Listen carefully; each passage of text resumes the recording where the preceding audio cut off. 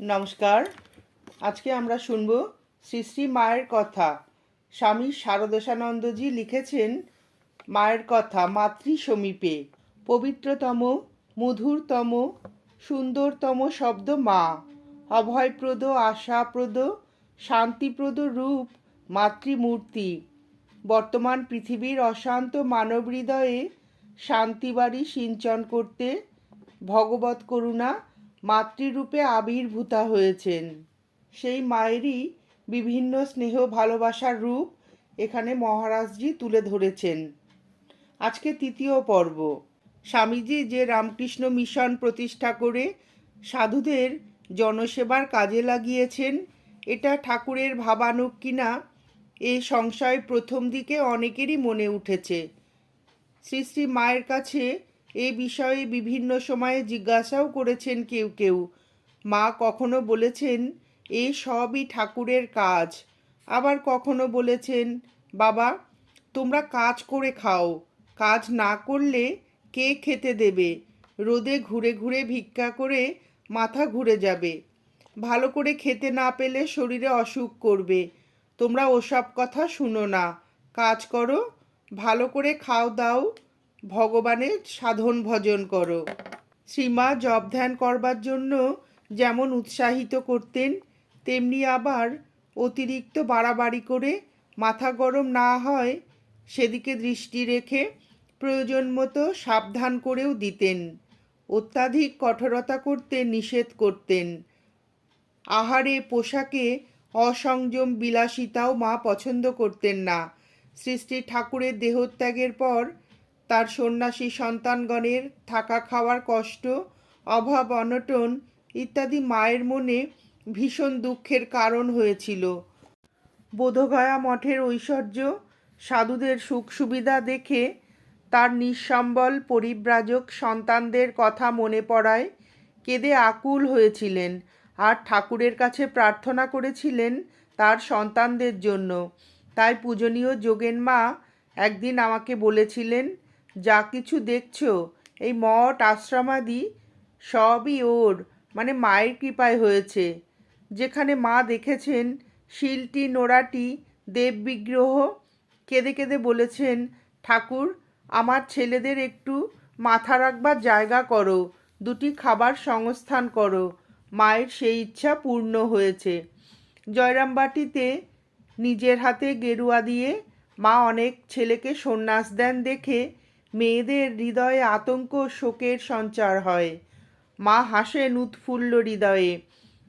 তার একটি সন্তান সংসারের দারুণ জ্বালা থেকে পরিত্রাণ পেল। সংসারী ছেলেদের অর্থ উপার্জন, বিবাহ, গার্হস্থ্য জীবনযাপনে নিরুৎসাহ না করলেও মা ত্যাগী সন্তানকে ত্যাগের পথ দেখিয়ে দিতেন পরম উল্লাসে। মায়ের একটি সন্তান একবার লিখেছেন তিনি বিয়ে না করে ত্যাগের পথেই জীবন কাটাতে চান, কিন্তু তার পিতা এর ঘোর বিরোধী। নানা উপায়ে তাকে সংসারে টেনে ডুবাবার চেষ্টা করছেন।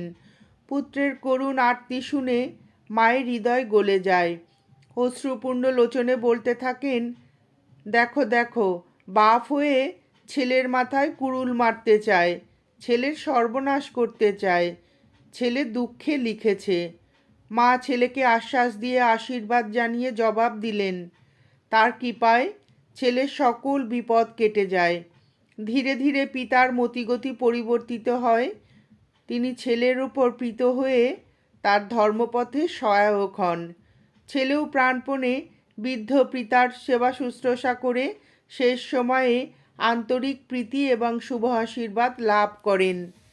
আর একবার এক বৃদ্ধ ব্রাহ্মণ মাকে লিখেছিলেন যে তার যে ছেলেটিকে তিনি লেখাপড়া শিখিয়ে মানুষ করেছেন তাকে বৃদ্ধ বয়সে রোজগার করে খাওয়াবে বলে ভরসা করেছিলেন, সে কিছুদিন আগে মায়ের কাছে দীক্ষা গ্রহণ করেছিল এবং সম্প্রতি সে পিতামাতাকে ছেড়ে সাধু হবার জন্য এক আশ্রমে চলে গেছে। তার মা ছেলের শোকে শয্যাশায়ী। তিনি বৃদ্ধ, নিরুপায়, চোখে অন্ধকার দেখছেন। চিঠিতে অতি করুণ ভাষায় তাদের দুঃখের কাহিনী নিবেদন করেছেন ও ছেলেকে ফিরে পাবার জন্য প্রার্থনা জানিয়েছেন। চিঠি শুনে মা খুবই আফসোস করতে লাগলেন, বলতে লাগলেন, হায়, না জানি বৃদ্ধ ব্রাহ্মণ আমাকে কত অভিসম্পাত করছেন। করবারই তো কথা, কত কষ্ট করে, কত আশা ভরসায় ছেলেকে মানুষ করেছেন, এখন সে হঠাৎ পালিয়ে গেল। বৃদ্ধ ব্রাহ্মণকে খুব সান্ত্বনা দিয়ে জবাব লেখা হলো। মা জানালেন তিনি এ বিষয়ে কিছুই জানেন না, ছেলে তাকে কিছুই জানায়নি। সে নিজের ইচ্ছাতেই সাধু হয়েছে, তিনি কি করবেন এ বিষয়ে তার কোনো হাত নেই। ভগবানের কাছে কাতরভাবে প্রার্থনা করতে বললেন ভগবান অবশ্যই তাদের রক্ষা করবেন, তারা যেন দুশ্চিন্তা ত্যাগ করেন। পরে মা পত্রলেখককে সম্বোধন করে বললেন, বাবা, এই বোকাগুলো কেন হঠাৎ এই রকম করে আর বাপ মাকে কষ্ট দেয়, নিজেও কষ্ট ভোগ করে। কিছুকাল ধরে আশ্রমে যাতায়াত, কিছুকাল সাধুসঙ্গে বাস করতে হয়, দেখে দেখে বাপ মায়ের সহ্য হয়ে যায়, বুঝতে পারে ছেলের মতিগতি, তখন ছেড়ে গেলে আর এত মনে লাগে না। মায়ের এই সন্তানটি তখন বাড়ি ফিরে যেতে বাধ্য হয়েছিলেন বটে, তবে কিছুকাল বাপ মায়ের নিকটে থেকে ধীরে ধীরে তাদের মত করিয়ে সংসার ত্যাগ করেন এবং তারা যতকাল জীবিত ছিলেন পরস্পর খোঁজ খবর রাখা, দেখা সাক্ষাতে ঘনিষ্ঠতা ও স্নেহপ্রীতির সম্পর্ক বজায় রেখেছিলেন। সংসার ত্যাগী সাধুদের প্রতি মায়ের স্বাভাবিক এক প্রীতি ছিল। মায়ের খুড়তুতো বোনের ছেলে বাকু বঙ্কিম অল্প বয়সে সাধু হয়ে গৃহত্যাগ করে। মা শুনে বলেন, সাধু হয়েছে, খুব ভালো কাজ করেছে। কি আছে এই হাড়মাসের খাঁচাটায়? এই তো দেখো না, বাতে ভুগে মরছি। এই দেহটাতে কি আছে? কিসের জন্য এত মায়া? দুদিন পরেই তো তা শেষ হয়ে যাবে, তখন পুড়লে হবে দেশের ছাই। ওই দেশের ছাই বই তো নয়। বাকু সাধু হয়েছে, ভগবানের পথে গিয়েছে, বেশ করেছে, বেশ করেছে।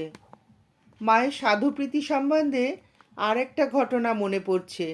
একদিন সন্ধ্যার পরে জনৈক সন্তান মাকে চিঠি পড়ে শোনাচ্ছেন। মা পা মেলে মেঝেতে আসনের উপরে বসেছেন, সামনে হারিকেন লণ্ঠন। ছেলেটি মায়ের পাশেই বসে মাথা নিচু করে চিঠি পড়ছেন। হঠাৎ তার দৃষ্টি পড়ল মস্ত বড় একটা তেঁতুল বিছা মায়ের দিকে এগিয়ে আসছে। দেখা মাত্রই সন্তানের মনে হলো মাকে কামড়াবে না তো, সঙ্গে সঙ্গে এক লাথি মেরে সেটাকে পিষে ফেললেন। তার লাঠি বা অন্য কিছু নেবার সময় ছিল না। মা মৃত জীবটির দিকে সকরুণ দৃষ্টিতে চেয়ে ধীরে ধীরে বললেন, সাধুর পায়ের আঘাতে প্রাণ গেল। এমনভাবে বললেন যেন তার আত্মার সদ্গতি হলো। মায়ের সন্ন্যাসী সন্তানগণ তার ইচ্ছার তিল মাত্র বিরুদ্ধেও কখনো কিছু বলতেন না, তবে তার পাদপদ্মে আকুল আবেদন ও প্রার্থনা জানাতেন। মাও তা পূর্ণ করতেন সময় বিশেষে। মায়ের ছেলেরা অবোধ, তাই তারা নিঃসংকোচে অন্তরের আকাঙ্ক্ষা ব্যক্ত করে ফেলেন। মা হাসেন, কখনো শোনেন, কখনো শোনেন না, ভুলিয়ে অন্যমনস্ক করে দেন। পূজনীয় কপিল মহারাজ মায়ের বিশেষ স্নেহের অধিকারী। উদ্বোধনে বহুদিন মায়ের পদচ্ছায়ায় বাস করেছেন। একবার জয়রামবাটিতে মায়ের অসুখের পর মা সারতে না সারতেই তাকে কলকাতায় যাবার জন্য বারবার বলতে লাগলেন। মা কিন্তু সে সকল কথায় কান দিলেন না। অপরের কাছে বললেন, ওরা হলো ন্যাংটা পোদা সন্ন্যাসী, উঠ বললে উঠল, বস বললে বসলো, ভাবনা নাই, চিন্তা নাই, কম্বল কাঁধে ফেলে চলল। আমার কি তা চলে? আমাকে কত দিক ভেবে কাজ করতে হয়, যাতে অপরের কোনো অসুবিধা না হয়। সামান্য ব্যাপার নিয়ে হইচই গণ্ডগোল সৃষ্টি করা আমাদের স্বভাব, ফলে দুঃখ অশান্তিও ভোগ করি। মা সব ব্যাপারেই ধৈর্য ও সহিষ্ণুতা অবলম্বন করে নীরবে সব সহ্য করার জন্য শিক্ষা দিতেন। তালবস্য মূর্ধন্যস্ব দন্তস্ব, যে সয় সে রয়, যে না সয় সে না সয়।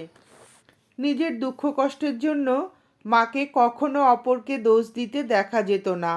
মা সকলকেই শিক্ষা দিতেন, মানুষ স্বীয় কর্মেরই ফল ভোগ করে, এজন্য অপরকে দোষী না করে ভগবানের নিকট প্রার্থনা ও তার কৃপার উপর নির্ভর করে ধীরভাবে সকল অবস্থায় সহ্য করে যাওয়াই প্রয়োজন। শ্রী মায়ের চরণ প্রান্তে যাদের কিছুদিনও বাস করবার সৌভাগ্য হয়েছে তারা সকলেই হৃদয়ঙ্গম করেছেন যে মা তার সন্তানদের জীবন গঠনের জন্য চরিত্র বল, বৈরাগ্য, তিতিক্ষা, সংযম, ভগবত ভজন এবং সর্ব অবস্থায় ঈশ্বরে দৃঢ় বিশ্বাস, নিষ্ঠা, ভক্তি ও নির্ভরতা শেখাতেন। তার নিজের যেমন তেমনি তার সন্তানগণের মধ্যেও ভাবুকতার আড়ম্বর কখনো দেখা যেত না। সকলেই ছিলেন সৌম্য, শান্ত, ধীর, স্থির। আমরা নারায়ণ সেবার উদ্দেশ্যে আশ্রম বা প্রতিষ্ঠান গঠন করি, অনেক সাজ সরঞ্জাম জোগাড় করি, চারিদিকে সাড়া পড়ে যায়, কিন্তু শ্রী মায়ের জীবন এমনই ছিল যে তাকে একাধারে ভগবত উপাসনার স্থান, মন্দির, সুশিক্ষার প্রতিষ্ঠান, বিদ্যালয়, দীন আর্ত সেবার আশ্রম এবং নিরাশ্রয় রোগীর হাসপাতাল বলা চলে। স্বার্থৈক্য দৃষ্টি, পরস্পর দ্বন্দ্বপরায়ণ, দুঃখী অশান্ত সন্তানগণকে সুখ শান্তির পথ, পরস্পর মিলেমিশে থাকবার শিক্ষা দেবার জন্য জগৎজননীর দেহধারণ, কঠোর তপশ্চারণ এবং আত্মদান, লীলা সম্বরণের পূর্ব মুহূর্তে জনৈক কন্যাকে লক্ষ্য করে তিনি তার শেষ উপদেশ উচ্চারণ করেছিলেন, যদি শান্তি চাও মা, কারো দোষ দেখবে না, দোষ দেখবে নিজের। জগৎকে আপনার করে নিতে শেখো, কেউ পর নয় মা, জগৎ তোমার।